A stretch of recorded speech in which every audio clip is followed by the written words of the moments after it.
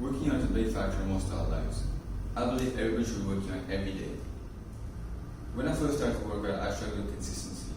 A lot of days I wake up sore and drained to get out of bed. Not even after I figured out the consistency part, I still could not see any improvements in how I looked or how I felt. This is because I had neglected recovery. I did not improve because I hadn't done any recovery after my training, and I hadn't given my body the adequate time it needed to recover. I worked out too hard and too often. And this could be a problem a lot of us face, but this could lead to decreased performance and frequent injuries. That is why today I'm going to talk about how you can get faster results while working out less. Did you know that 67% of all gym memberships go unused? That's a very high number. When people first start going to the gym, they make their New Year's resolution and they say, today's the day I'm going to change my life. I'm going to go to the gym every day from now on. And they don't. This is because they all struggle with consistency and determination. But there has to be more to it than just that. People go to the gym to get fitter, and for most people they're getting bigger and stronger. And when these people don't see any results, they get demoralized and they quit.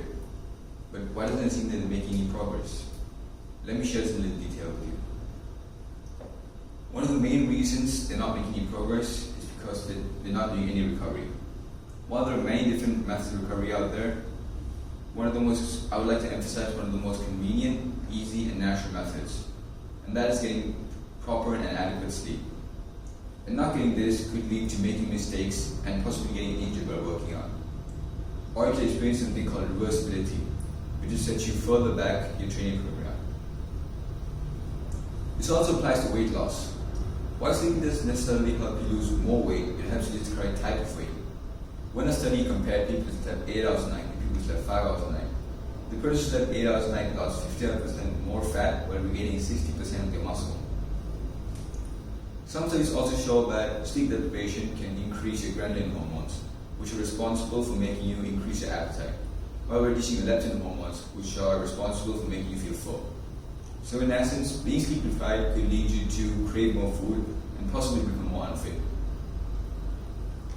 Most people think that you become bigger in the gym, that you get bigger and stronger while you're lifting, but that's not true. When you're doing a certain workout, you're stressing a certain muscle group, and that muscle has tiny micro tears in them. And when you do a recovery of some sort, like sleeping, those muscle fibers that have been damaged becomes replaced, and then they become bigger and stronger.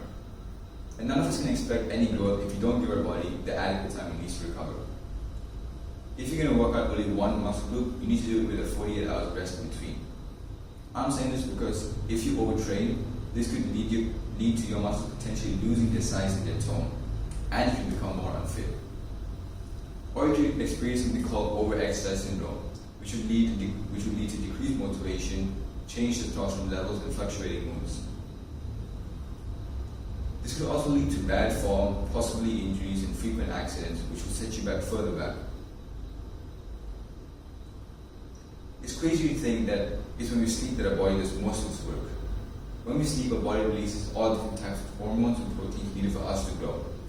That's why we all need to get at least 8 hours of sleep at night.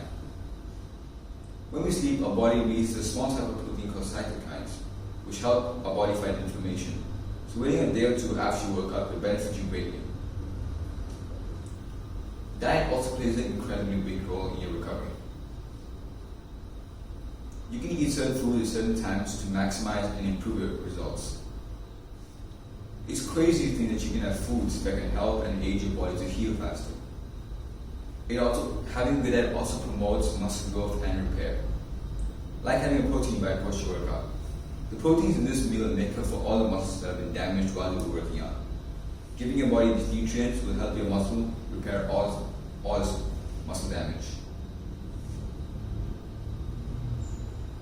Another meal you can have is a carbohydrate meal post your workout. Your body stores carbohydrates and stores glycogen.